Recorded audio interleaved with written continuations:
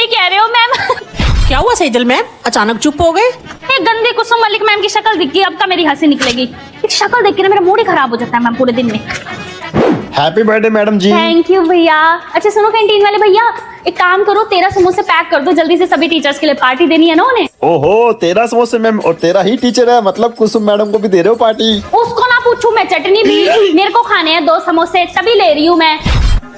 Birthday वाले दिन उसका नाम लेके मूड खराब कर दिया। आप जल्दी से 13 समोसे पैक करो। हाँ जी स्टूडेंट जल्दी कंप्लीट करो। मैम नोटबुक कलेक्ट कर लूं? हाँ मेरा बच्चा कर लो। सारे बच्चे कुसुम मलिक मैम की नोटबुक यहाँ रख दो। कुसुम मलिक मैम का काम ना उनके पीरियड में किया करो, ये मेरा पीरियड चल रहा है ना। चलो यहाँ से